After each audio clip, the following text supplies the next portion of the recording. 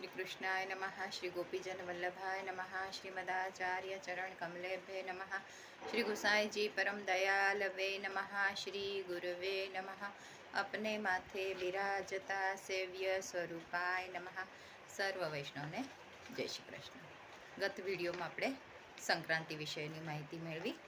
हवे आजे जोईए आपणे पोष सुद एकादशी, जेने आपणे पुत्रदा एकादशी तरीके पण ओळखीए छीए। तो जे अष्टसखाओमां कुंभनदासजी हता, तो कुंभनदासजी महाप्रभुजीना शरणे आव्या, एमना सेवक बन्या अने एमनी पत्नी पण शरणे आव्या। त्यारे महाप्रभुजी एમને પૂછ્યું કંઈક કામના છે તમારી? તો કુંભનદાસે તો ના પાડી દીધી હતી કે મારી તો કોઈ કામના નથી, પણ એમની પત્નીએ એક લૌકિક કામના વ્યક્ત કરી કે મને એક પુત્ર પ્રાપ્ત થાય। ત્યારે મહાપ્રભુજીએ વરદાનમાં કહ્યું કે એક નહીં તમને 7 પુત્ર પ્રાપ્ત થશે।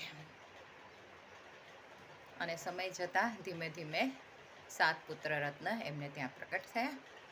પછી એકવાર, અને આ જે દિવસ હતો, જે દિવસે એમને વરદાન મળ્યું, એ દિવસ હતો આ પોષ સુદ એકાદશીનો, અને એટલા માટે જ આપણે એને પુત્રદા એકાદશી તરીકે પણ ઓળખીએ છીએ।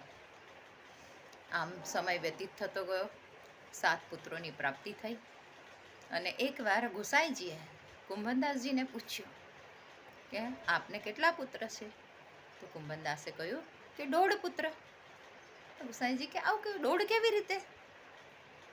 તો આ પ્રશ્નોનો ખુલાસો કુંભનદાસે કર્યો કે મારો એક પુત્ર જે છે ચતુર્ભુજદાસ, એ મારો પૂર્ણ આખો પુત્ર છે, કેમ કે એ પ્રભુની સેવા કરે છે, કીર્તન કરે છે, પ્રભુના સન્મુખ હોય છે, એટલે બધી જાતની સેવામાં, સ્મરણમાં, ચિંતનમાં એ તત્પર હોય છે, એટલે એ મારો પૂર્ણ આખો પુત્ર। અને બીજો પુત્ર છે એ મારો કૃષ્ણદાસ, એ અડધો પુત્ર, કેમ કે એ ગોવર્ધનનાથજી એટલે કે શ્રીજી બાવાની ગાયોની ફક્ત સેવા કરે છે, બીજું એ કાંઈ કરતો નથી, કીર્તન, શ્રવણ, સ્મરણ બીજું કાંઈ ખાસ કરતો નથી, એટલે એ મારો અડધો પુત્ર છે।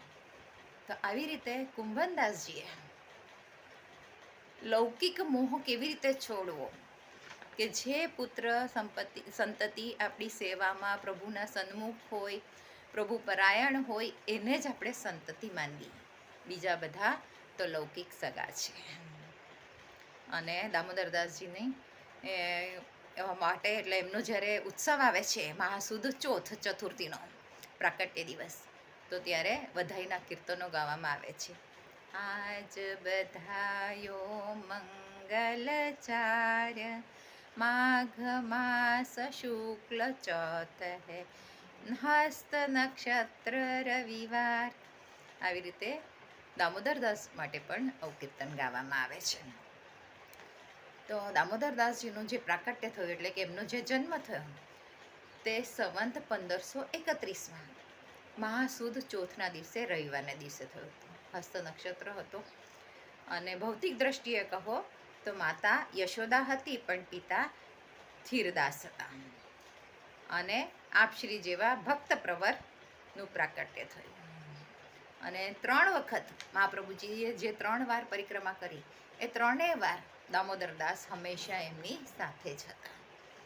અને જ્યારે પરિક્રમા કરતાં કરતાં વ્રજમાં પધાર્યા, અને મહાપ્રભુજી ચિંતિત હતા કે આ ભૂતલ પર તો દૈવી જીવોના ઉદ્ધાર માટે હું આવ્યો છું, પણ જીવો તો બધા દોષથી ભરેલા છે, હવે આ લોકોનો ઉદ્ધાર કેવી રીતે થશે? ત્યાં સ્વયં પ્રભુ ગોકુળચંદ્રમાજીના સ્વરૂપે પ્રકટ થયા અને કહ્યું કે આપ બ્રહ્મ સંબંધની દીક્ષાથી જે જીવોને દીક્ષિત કરશો, મને સોંપશો, એ લોકોને હું ક્યારેય છોડીશ, એવું પ્રભુએ વચન આપ્યું। અને એ જ દિવસ હતો શ્રાવણ સુદ એકાદશીનો, જેને આપણે પવિત્રા એકાદશી તરીકે ઓળખીએ છીએ। અને દામોદરદાસ પણ ત્યાં સાથે જ હતા, થોડીક દૂર જ ત્યાં પોડ્યા હતા।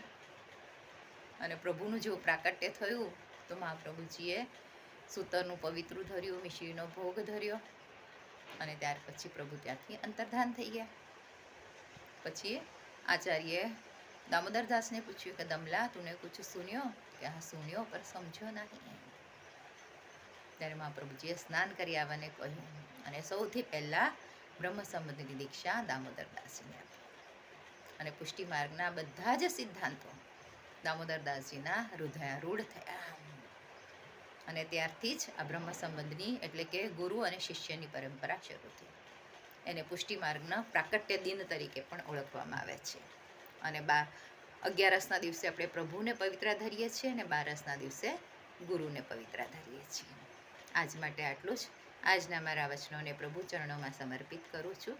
કૃષ્ણાર્પણ મસ્તુ. જે કાંઈ ભૂલચૂક થઈ હોય તે માટે ક્ષમા ચાહું છું. જય શ્રી કૃષ્ણ.